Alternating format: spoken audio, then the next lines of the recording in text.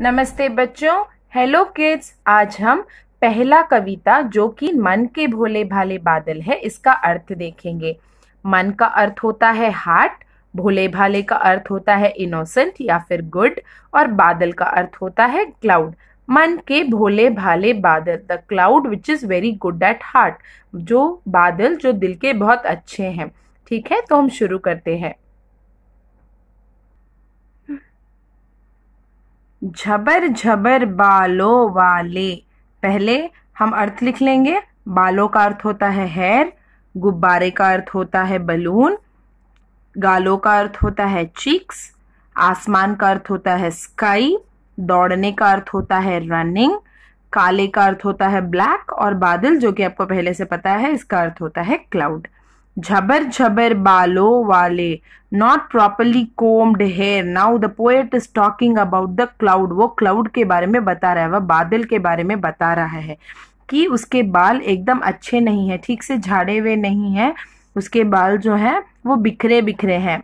झबर झबर बालों वाले, गुब्बारों से गालों वाले, and the cheeks of the clouds look like the balloon, गुब्बारे। लगे दौड़ने आसमान में, started to run here and there in the sky. वो आसमान में इधर उधर दौड़ने लगे। झूम झूम कर काले बादल, and they were so happy that they started to kind of dance like and roam here and there in the sky, and the color of the cloud is black. Yes, now we will go to the next paragraph. कुछ joker से तोंद फुलाए, पहले हम लिख लेंगे। Joker का अर्थ होता है जोकर, तोंद का अर्थ होता है टमी, दैट इज स्टमक। हाथी का अर्थ होता है एलिफेंट, सूंड का अर्थ होता है ट्रंक, ऊंटों का अर्थ होता है कैमल्स, कुबड़ का अर्थ होता है हम्प, द कैमल्स हम्प। परियों का अर्थ होता है फेरी, और पंख का अर्थ होता है विंग्स। टकराते का अर्थ होता है डैशिंग, शेरों का अर्थ होता है लायंस। ठीक है, अब मैं शुरू करती हूँ। कुछ जोकर से तोंद फुलाई, so some of the clouds look as if it is a joker, and the joker will have a very big tummy to make us laugh, so the cloud also looks like it is having a very big tummy like the joker. कुछ हाथी से सूंड उठाए, some of the clouds look like the elephant, and its clouds, the trunk of the elephant was also seen in the shape of the cloud.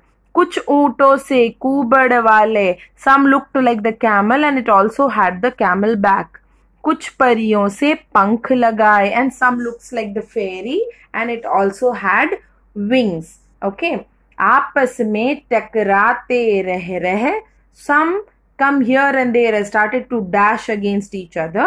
शेरों से मत वाले बादल, and some looks like the very non-fearing lions. ठीक है, अब मैं उसे हिंदी में समझाऊंगी। कुछ जोकर की तरह दिखते थे जिसके पेट बहुत बड़े थे।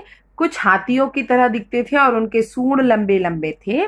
कुछ ऊंटों की तरह दिखते थे और उनके पीछे में कुबड़ लगे हुए थे, ऊंटों के कुबड़। और कुछ पंख परियों की तरह दिखते थे जिसके पंख थे और वो बहुत सुंदर लगते थे। ये सब बादल आपस में टकराने लगते हैं, डैश करने लगते हैं, और it started to dash against each other, dashing. और शेरों से मत, कुछ जो है वो शेर की तरह भी लगते थे। धन्यवाद बच्चों। अगला एक्सप्लेनेशन मैं आपको अगले वीडियो में भेजूंगी। हेलो बच्चों, नमस्ते किड्स। आज हम दूसरा पैराग्राफ का अर्थ देखेंगे। आपको पता है कविता का नाम क्या है? मन के भोले भाले बादल। तो हम शुरू करते हैं। पहले आप मीनिंग इंग्लिश में लिख लीजिए। तूफानी, जिसका अर्थ होता है फास्ट मूविंग एयर। शैतानी, जिसे हम कहते हैं नॉटी। थैली, थैलो, जिसे हम कहते हैं बैग, इसे थैली भी कहते हैं। पानी, जो कि है वाटर। सुनते, जिसे हम कहते हैं हियरिंग। ढोलक, जो कि एक म्यूजिकल इंस्ट्रूमेंट है। और बादल, जिसे हम क्लाउड कहते हैं। मैं शुरू करती हूँ इसका explanation.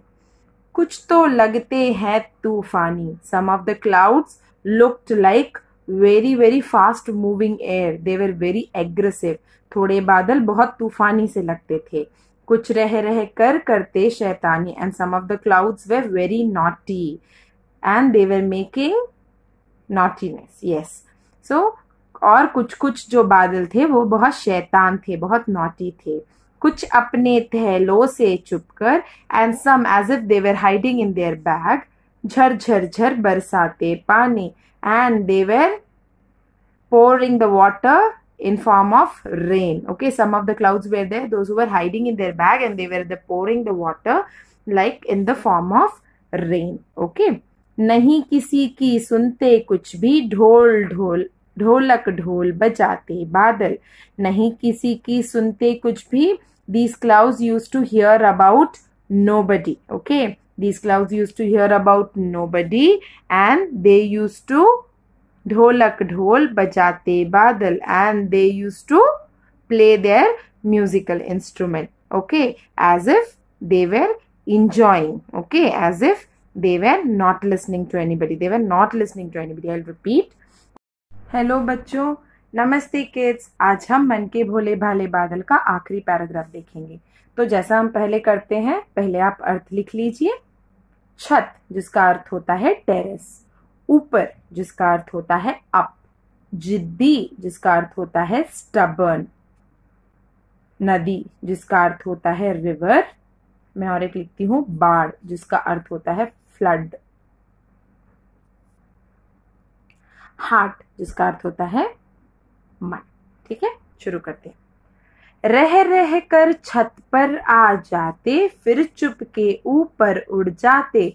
Sometimes the cloud used to come to the terrace and sometimes it went up above. कभी कभी जो बादल थे वह छत पे दिखते थे और कभी कभी वो बहुत ऊपर उड़ जाया करते थे. कभी कभी जिद्दी बन करके बाढ़ नदी नालों में लाते. And sometime like a very stubborn kid, it used to bring lot of water. It used to bring lot of water that will cause flood in the river as well as in the normal rain also. तो कभी कभी इतने जिद्दी बच्चे की तरह करता था बादल कि वह नदी और नालों दोनों में बहुत सारा पानी लाता था. फिर भी लगते बहुत भले हैं मन के भोले भाले बादल. After doing all these things also, we used to love this badal. Okay, we used to love this cloud because it was very good at heart. Again, I'll repeat.